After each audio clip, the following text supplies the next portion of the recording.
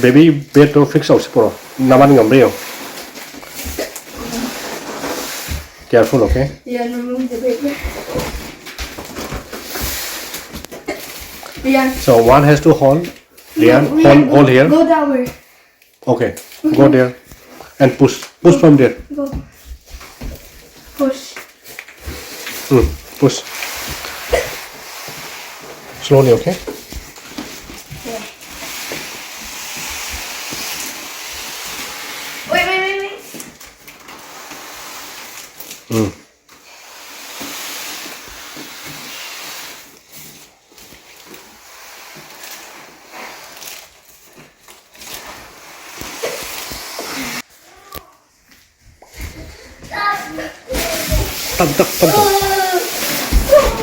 Thầm mấy đấy sầm thầm quá thầm. Okay, now.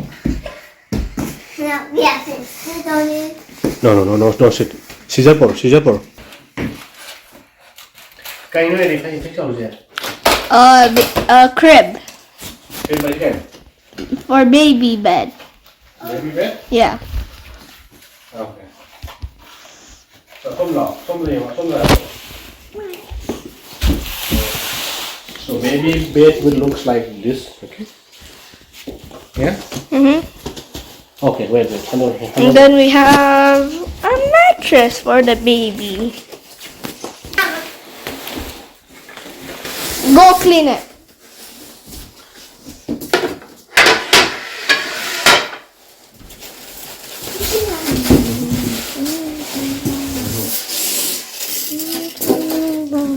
Stop, look. Yeah, just hold this one. Hold there, okay? Just hold by two hands. Okay? Hold it, okay? Don't drop, okay? Holding? Yeah. Okay. Hold tightly, okay? Woo! Check it out.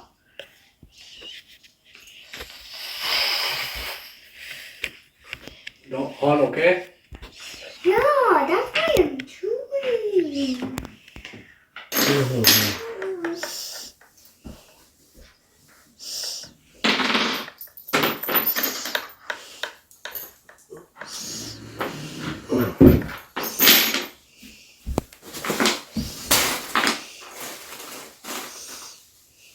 Well, I just actually broke it and See. Pankhatnaba list frame below, shall Frame Pankhatnaba.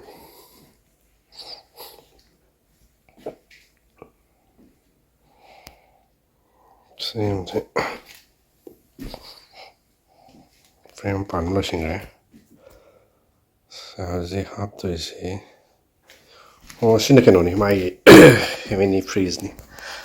Ya tam nice. Sangong kai tham na. Sangong kai tham na freeze sa ma. Sa ta ma kha kum ba si. Ma kha kum ba si far ta na. Freeze ma sa ma. Pedum tham ma ni. Nga se mattress pa ka lagi. Mattress hat thang ka lagi. Sini my mattress. Mattress is in. Sini asik. Ini bed keep films.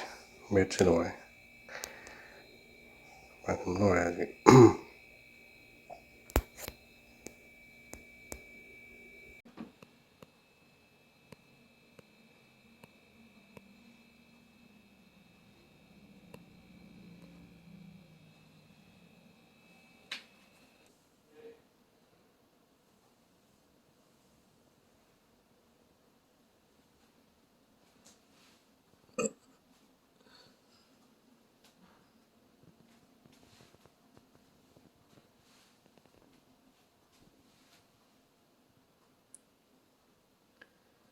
Thaja xem nó hành tung ghê gì.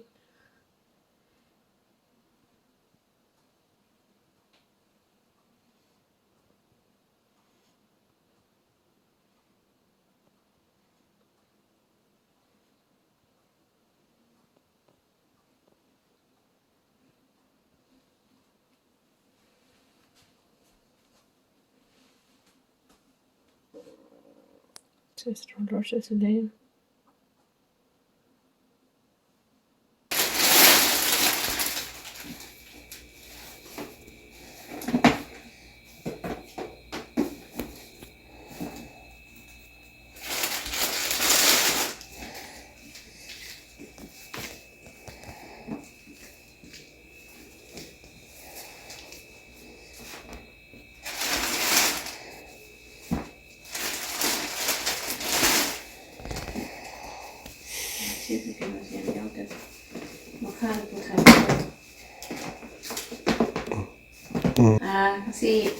Masih blog sini Thaja gi blog tak ma kayak ni Thaja gi blog si ki clips si matang hai tare share ge tau ne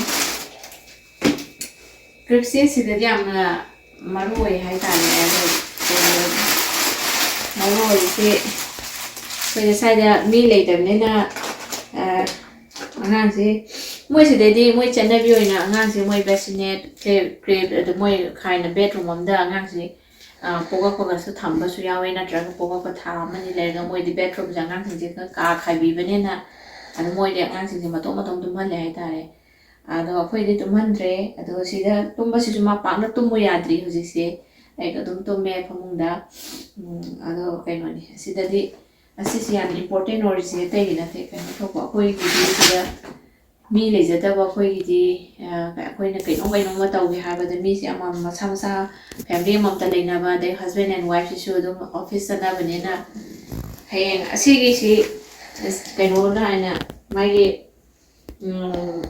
kai no hai ta re si ma mari mai gi si mari thong na kha kai no tam ba ya yi asina kwai gi mathak hai tare makha medium kwai ma to da nga sina heng che hi mari manga surak pa pa bo do mai si tumba ya ba hai tare ado koina jiti ma che pik imina tha mani da pha ani bo pa dri ado na si gi fast ki step si da thamle le mo ko pa ngam dri mena ado khara pham bo khor pa mo hairak pa da second step ta mo la kani de gi khara ka bo ko pa de mo ko yaw ma tam da na last step ta mo thang ra ga di akoina kai no tang ninga ga su ma tom ta thamba se kap podi kap kani ado rian ma tam da sham da kap ki ado upai lai tam ne na kai pai da na khot na da gi asida di makha da stair kum pham kai ge le ne na ta bo khot ba se tau gi da na ba gi da makta da gi khoi na makha da ma tum ho ri ai na sai sing thong ba khang de kai no ma makha da kum gi se ma si thama ma ga di shape hoi doi ne ba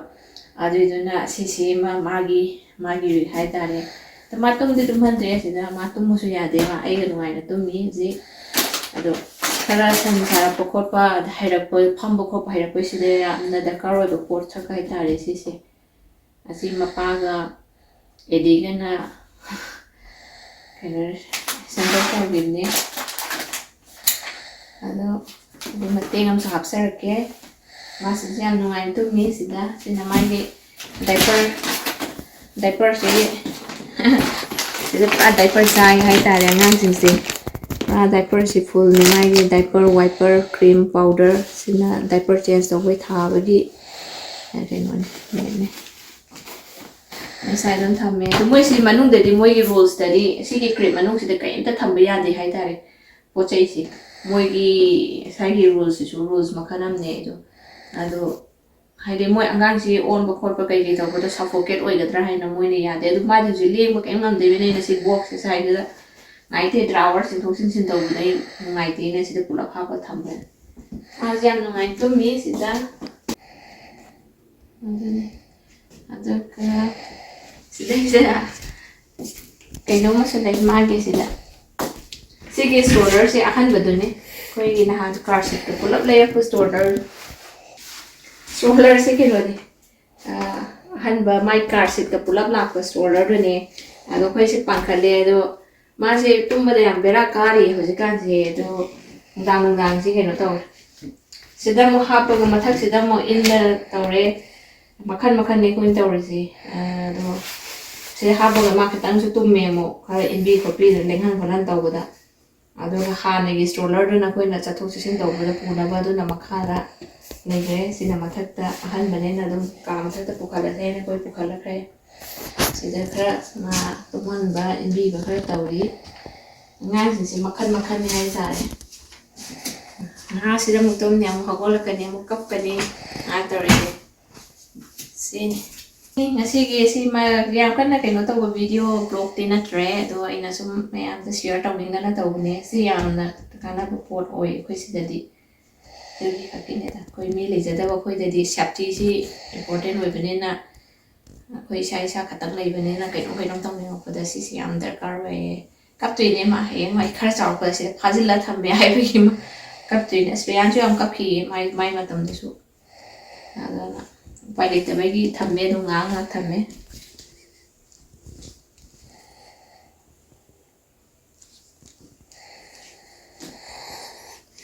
Sini, thank you so much everyone. Masih gini matang saya dah losinjarage. Bye bye.